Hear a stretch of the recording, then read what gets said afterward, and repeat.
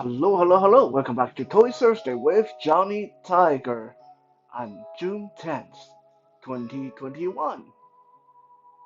We are now doing our third episode in this series of action figures that will attempt to represent, demonstrate the Chinese elements, the five Chinese elements, which are metal, water, wood, fire, and earth.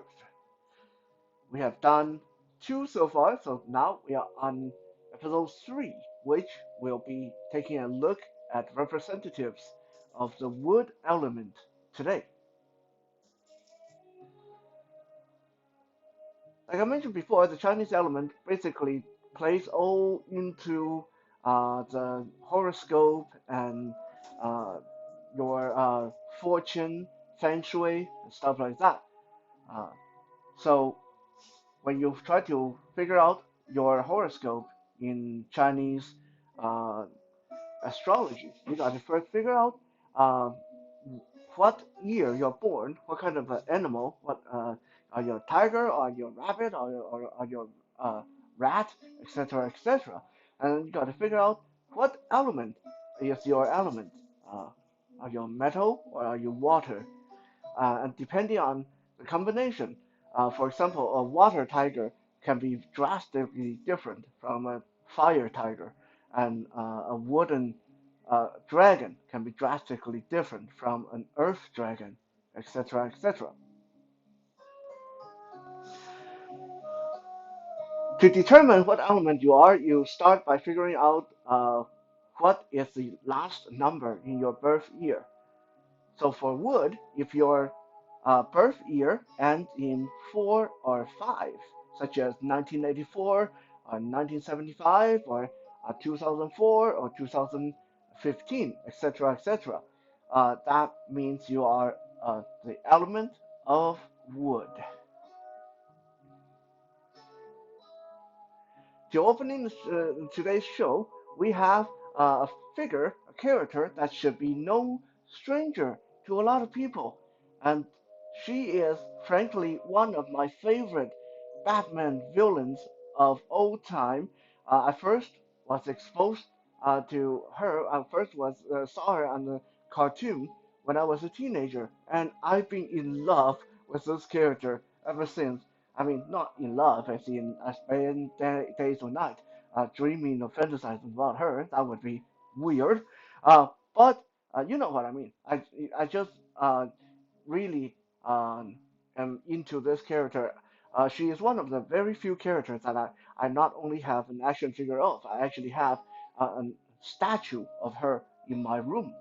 I thought about getting the statue here to put in front of the camera, but just in case the cat decide to knock things over, I don't want to risk damaging the statue.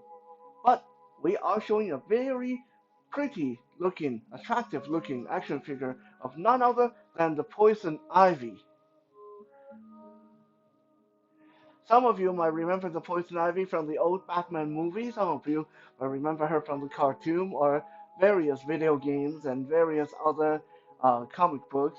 That she's definitely been around the block quite a few times. She's one of the most long-lasting foes that Batman have had to deal with, and she is extremely powerful in her own right, despite at first glance, you wouldn't really think that much of her.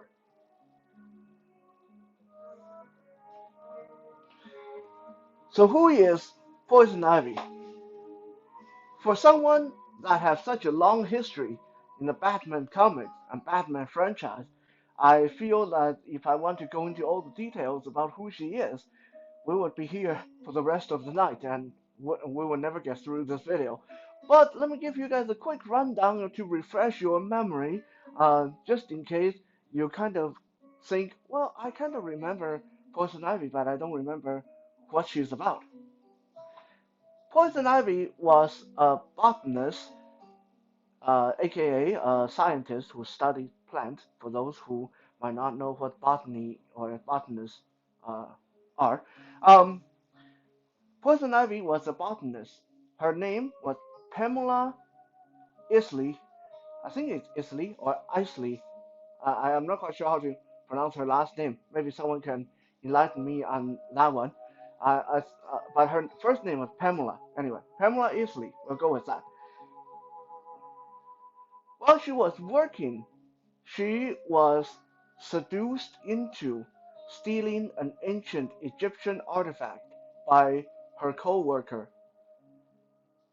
After they succeeded stealing this artifact, her co-worker tried to murder her by ingesting her with a kind of very poisonous plant that would be untraceable. But due to her genetic mutation and special physiology, the herb did not kill her.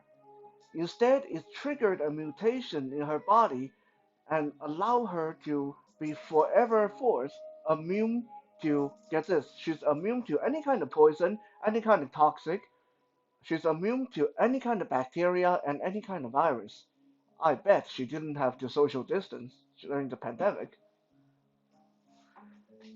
In addition to that, it also allowed her the ability to control plants. By controlling plants, I mean she can make them grow, she can make them move, she can make them attack people.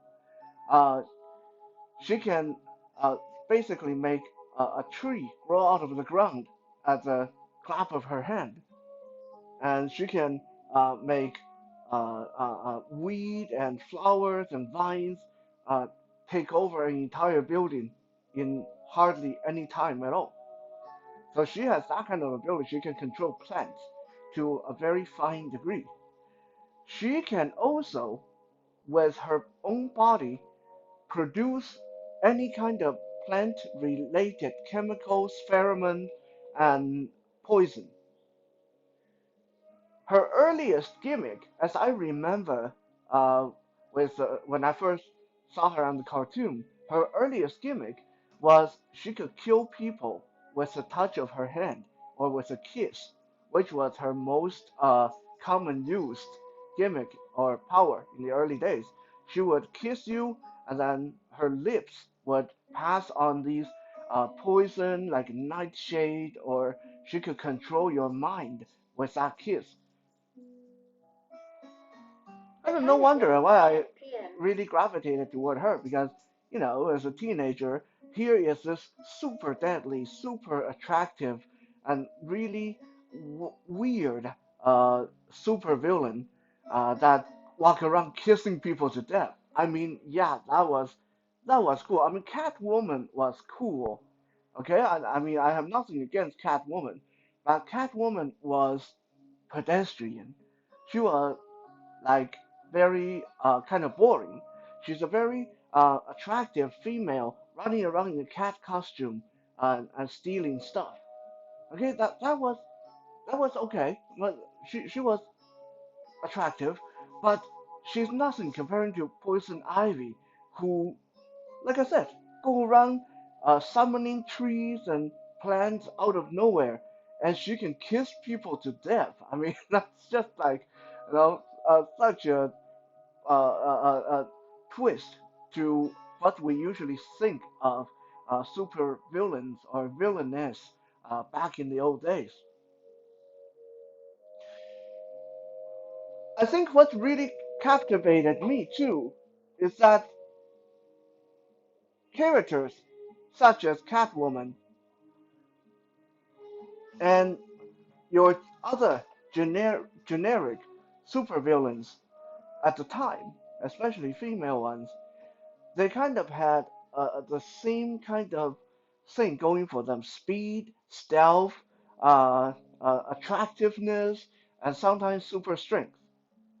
That's about it. Like you can take uh, 10, 20 superheroines, super villainesses from the time, and they basically had roughly the same mode of operation. Not Poison Ivy. Poison Ivy doesn't have like super strength or super speed. She's not a particularly good fighter. She doesn't really shoot people. Like her mode of operation was completely unique to her. No one else could duplicate what she was able to do. That's what really made it click in my head that this was a very good character. So, after she was transformed into the poison ivy, Pamela exacted her vengeance immediately by kissing the guy who tried to poison her, and of course poisoned him to death. And then she started committing a lot of crimes. Why was she committing crime? Because she's an eco-terrorist. Yeah, I think Poison Ivy is probably the most famous eco-terrorist in comic book and cartoons. She doesn't commit crime for money. She doesn't commit crime for vengeance. She doesn't commit crime for some wacky desire to rule the world. She does it because she wants people to stop hurting plants. Kind of like the people we have right now, blocking logging companies from getting at trees here in British Columbia. I bet if we had a poison ivy right there, it would solve the problem really quickly. Uh, yeah. Anyway, I'm just saying. So poison ivy's thing is eco-terrorism. She wants to protect trees. She wants to protect plants. Now, normally a character like this wouldn't qualify for today's episode because I mentioned before I want uh, a pure element, so the person, the character, have to actually be comprised of that element rather than just someone who can work fire or someone who can control water. So why did I make an exception for Poison Ivy? Because after all, she's still a human woman who can just control plants. Because her mutation didn't stop there. In the beginning, Poison Ivy just looked like a very attractive lady with red hair and a lot of curves, and uh, there's nothing plant-like about her. But as you can see on this action figure, she continued to mutate, and by the time the the Hush storyline came around, she was no longer strictly speaking human looking. I mean, she still has the shape of a very attractive woman, but she is now green. Her hair is still red, but her skin, well, they're green, and she has uh, these vines snaking all over her body. And so you can say she's slowly turning into a plant. Later, uh, later in the storyline, she actually did. Further down the line, she actually completely mutate into plant form, and she is no longer even humanoid. She basically is this giant plant who takes over the nature park and is extremely dangerous to deal with. But that's not what this action figure portrays. This is her still relatively human looking, still got her female shape, but she is already starting to be covered in vines and she's turning green. She is dressed in a very revealing two-tone green leotard, leaving her arms and legs exposed so we can see her green skin and all the vines that are crawling all over her. This action figure was made somewhere around 2005, I believe, so it's quite old, and it was made by DC Direct, now calling themselves DC Collectibles. She is articulated at the knees, the hip, the shoulders, the elbows, and even though she has articulation at the head because of her giant mane of red hair, she really, you really can't do much with her neck. And as you just saw, uh, because of how heavy her hair is, she constantly tips over. This is one of those action figures I have to be very careful with because she will break very easily and she will be a little bit hard to replace. So this is why I'm not jiggling her limbs and necks on the camera for you guys. I'm just naming the joints. I'm not going to move her too much because she is rather fragile. But good looking figure nonetheless for a good looking character.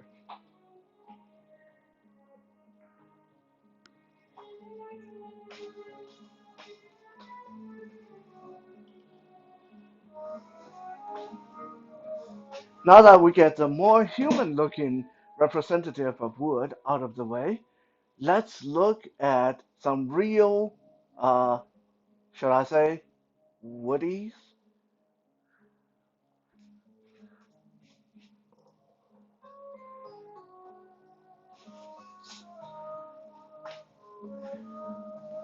Now look at that.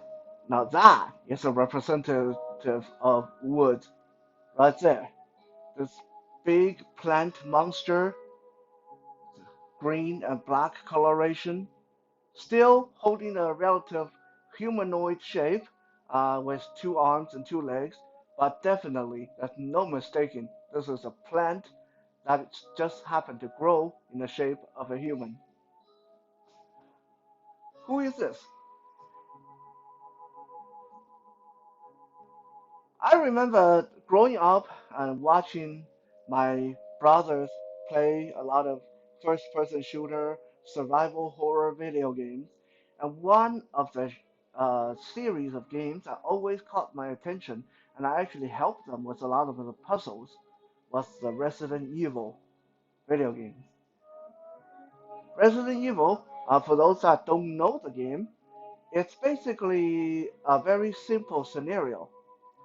There's a pharmaceutical company that experiment with this uh, super viruses. That's almost kind of ironic that we're talking about that right now. Anyway, this pharmaceutical company called Umbrella, they come up with this virus that can transform people into, well, they thought super soldiers. But instead, what it does is it turns people into zombies and turn other animals into crazy mutated monsters. And as always is the case, something went wrong in the lab and the virus leaked out and transformed the entire city and an entire country into zombies and mutated monsters. And then you, as a hero of the game, you have to go in there and solve the mystery, find out what exactly happened, and try to fix things. It was probably like the scariest series of video games in the early to mid 90s. I remember me and my brothers spent so many hours going through Resident Evil 1 and Resident Evil 2, and they would describe the creatures to me, and I would be able to hear the sound the creatures make and try to follow what's going on in the game and watching my brothers throw the controllers across the room in frustration whenever they got eaten by the monsters. Those were some good old days. So anyway, this monster of a plant we are seeing in front of the camera, its name, funny enough, is also Ivy. Well, that's what people called it. But her official designated name is Plant 43. Plant 43 is not just one creature. Plant 43 were a series of plant-like creatures that you will encounter in Resident Evil 2. They walk around like human-shaped plants with super long arms like vines and these tentacles that come out of their body, again like roots and vines. And if you get too close to them, they'll whip you with their super long tentacles and vines and thorns. And if you get too close and they happen to grab you, They will grab you with their vines and they will open their mouth and they will spit acid all over you and kill you in the most gruesome fashion.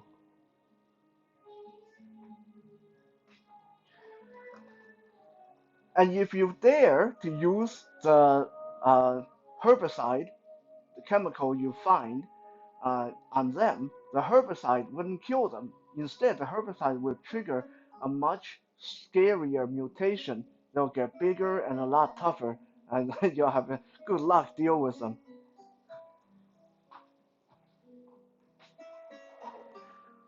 The only way, well, the best way, I shouldn't say the only way, the best way in game, the quickest way to kill a plant 43 was to hit it with flamethrower or any kind of burning compound. So if you had those flaming bullets, incendiary rounds, those were the easiest way to deal with these pests. Otherwise, you'll have to do it the hard way. However, just in case any of you still play Resident Evil, I will give you a quick little tip here how to defeat these guys with only two shots with a handgun.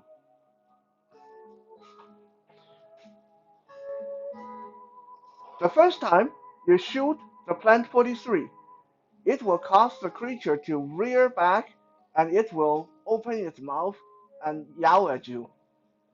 The moment it opens the mouth, shoot inside the mouth and that will kill the creature outright. That's it. There. You can thank me later if you still play Resident Evil. This action figure was made in 1998, so this is really an oldie, uh, and it was made by Toy Biz. For the action figure of its time, it's amazingly well made. I mean, this is a almost 8-inch tall plant monster with moving arms. Now this is very sturdy. I don't mind moving this. Moving arms, moving legs, and on top of that, all these little tendrils on the arm, these are all bendy, so you can twist them into any shape you want. The legs are bendy too. And on top of that, it has this neat little um, feature where you push this button right here on the back. It will open the mouth so you can reenact the kill shot that I just showed you on your bookshelf. It's just an incredibly fun action figure of a plant monster and definitely deserves a spot on today's video because it is both a classic and a very well made representative of the wood element.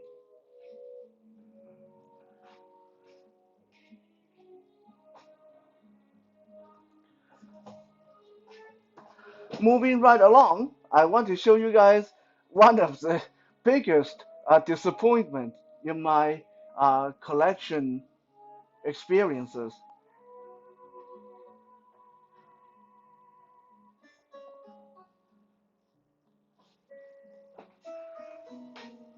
I wonder how many people looking at this guy is going to be saying Groot. Well, it's not Groot, but close. For those of you who watched The Lord of the Ring, you would recognize this guy right away. Yes, this is Treebeard, aka Fangon. Now, who is Treebeard? Who is this tree thing? Well, I don't want to spend too much time recounting the Lord of the Ring history, but let me give you guys a brief rundown. So, in the Lord of the Ring, there's a lot of mystical creatures and wizards and powerful uh, demons and dragons and stuff like that. And somewhere on the map of Middle Earth, there is this huge ancient forest called the Fengon Forest. And in this Fengon Forest lived a race of walking, talking, moving giant trees. They are called ants. Yeah, not ants, as in creepy crawly come when you drop sugar on the floor. Ants. These are ants. That's ENTS. So not ANTS. Ants, they are ancient giant tree people. They move very slowly, they talk very slowly, but when you get them to finally go into action, they can be very quick and super, super strong. In one part of the story, the ants decided to go to war against the bad guy, and you can see this giant tree just marching up to the bad guy's fortress and towers and just using their branches and their power just tear apart the structure like it was made of paper. That's how strong these tree people are. And their leader, the oldest, the most wise of the ants, is called Fengon, like the name of the forest. But most people know him as Treebeard, and that is the character we are seeing on camera right now. Treebeard is mostly green and brown, and is packed full of woody details. Look at all these branches poking out on top, and then you have these leaves that these are actually sculpted soft, like almost feel like real leaves. He has a huge beard made of moss, and, and his arms and legs look like tree roots and branches. His hand open and close, so you can use him to grasp smaller figures. And there's a lever here on his back that allow him to swing his arm, so he can do some punchy action. He has articulated hips and knees and arms. He doesn't really have a head. There's not much you can do with that. Um, but I was told that he actually has very soulful looking, wise looking eyes hiding in all that leaves and branch. So you guys can tell me if you can see on camera. I hope you can.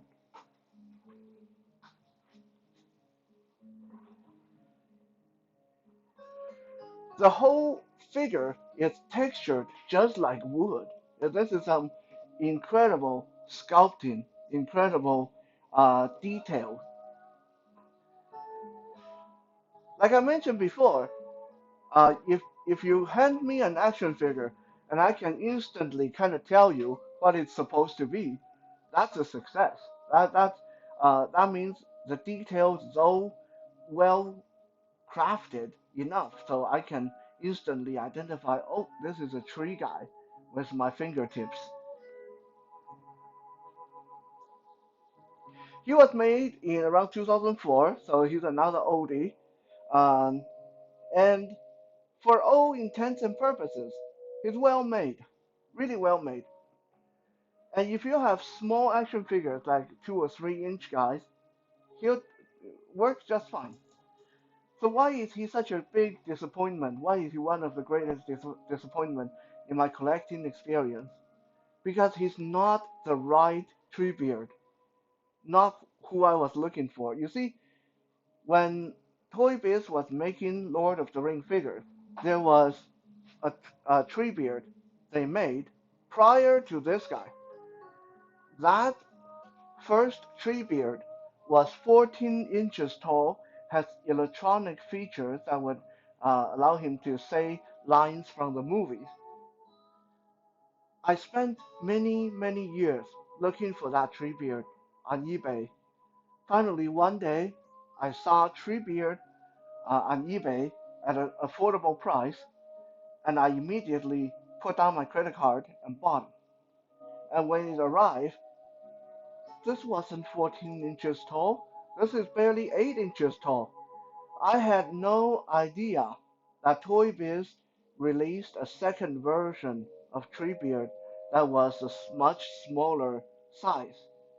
That doesn't work with any other character because it's simply too small. I thought that I finally found the Holy Grail I've been looking for all those years, and it turned out to be so disappointing. Yes, he's a well-made figure. He is very good looking and he's very well put together. But now I don't know what to do with him because since he's only 8 inches tall, he looks like a baby tree next to most other characters. But he doesn't look like the giant, wise, super powerful Treebeard we come to expect from the movie.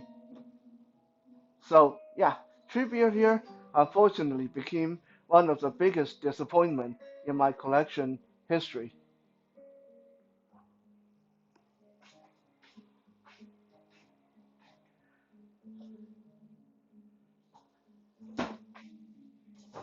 Last but not least, if we are doing wood representative, we definitely cannot leave out this guy. There is the Groot I mentioned before. Who is Groot? Well, I figured that a lot of people that watch the Guardians of the Galaxy already know who Groot is, but just in case, let me give a quick rundown of who Groot is. Groot is an alien. He's an alien. He belongs to a tree-like people. Calling the race is called Flora Colossus. Flora Colossus, aka giant tree alien. They are very peaceful and, for the most part, very easygoing. Groot decided to go off on adventures with his pal Rocket Raccoon, and they went around the galaxy drinking, gambling, getting into mischiefs, and eventually they joined the superhero team, Guardians of the Galaxy, and they went on to have more adventures and do some really amazing good deeds, saved a lot of planets, and pissed off a lot of warlords and aliens. Groot is basically the muscle of the team, even though he doesn't have any muscles because he's a tree guy. He's wood, but he's super strong. He can take on 10, 20, 30 enemies at the same time, and he has superpowers such as he's able to allow himself to grow to different sizes. Um, he can go from 7 feet to something like 20, 30 feet. He can convert different part of his anatomy into spikes and clubs and shields and different shapes depending on what he needs. He can transform his body into different kind of structures as well.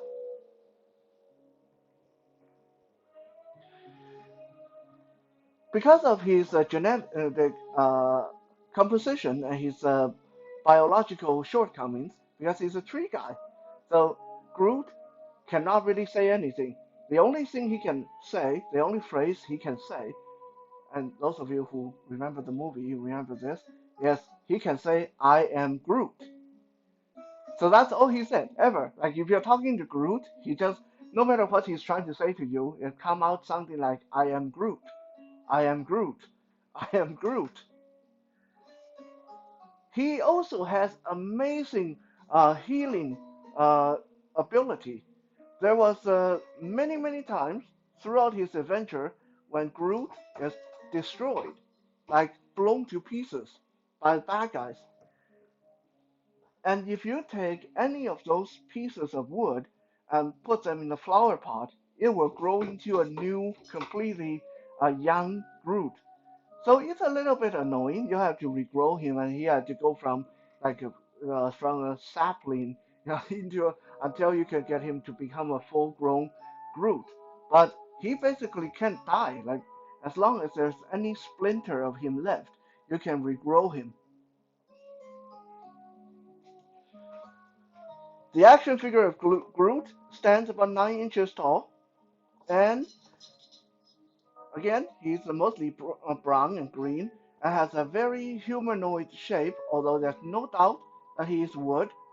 There's little twigs coming out of his head and looking like hair, and there are flat pieces of wood over his body in the shape of muscular details. Like here on the shoulder blade, you can definitely tell that's like in the shape of shoulder blade, and you can tell there's pegs and muscles and biceps and stuff like that by its own wood. His arms and legs look like there's roots and vines coming out of the main trunk. His general look is very tall and lanky, although, like I said, he can change his shape and size at will. So there's really no wrong way to do a Groot action figure because he can look like any size and anything. He is pretty well articulated since he's made by Hasbro in the Marvel Legend line. So he has legs that can kick side to side, forward and back, and knees that can bend, and feet that can rotate, shoulder that can move down and out to the side, elbow move double jointed like this. He can throw a Thai boxing elbow strike like that, and his wrist articulated as well, and of course his head, nod his head, shake his head, waggle left and right. His body can turn left and right, and he can do a little bit of crunches. Yeah, pretty flexible for a tree guy.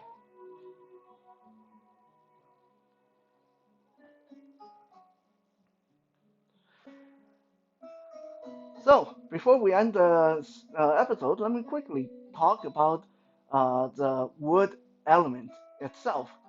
So wood work well with um, earth and water because uh, earth give you have to have earth to grow wood, and uh, you have to have uh, water to grow plants. So it just kind of work with that. Wood also work pretty good with fire because you need to have wood to build fire. At least in the old days, you did. So what are the special attributes to people who are the wood element? Well, in a general sense, wood people are very dedicated to helping people. They are good caregivers, they're kind, they are very giving, they like to give. They like to um, be useful. They also tend to make very good teachers and doctors and nurses because of their giving nature. However, wood people also have the flaw that they are not very flexible. Uh, People who are the wood element they do not deal with changes too well. Quite often, they will be very easy to stress out and have a breakdown if there's a lot of major changes going on, and if they're put under a lot of pressure, a lot of stress. So this is one of the elements that do not deal well with stress or changes, and they tend to be a little bit uh, moody and can tend to be a little bit hard to deal with when if you happen to offend them or you happen to go against the grain. Look, we just had a wood pun there. Yeah, if you go against the grain of a wood person, if you have a different of belief, if you have different of opinion, they are not very open-minded to deal with that. If you enjoy these Toy Thursdays, then please do check out the Johnny Tiger Experience podcast, where we actually have more detailed, more in-depth action figure reviews and character uh, profiles. You can find it on any of your podcast platform just by searching Johnny Tiger Experience. We're up to episode 75, and now I'm working on episode 76. So, yeah, please check that out. I hope to see you guys over there. Thank you for checking out today's Toy Thursday. We'll be back again tomorrow for Fitness Friday. For now, have a good night.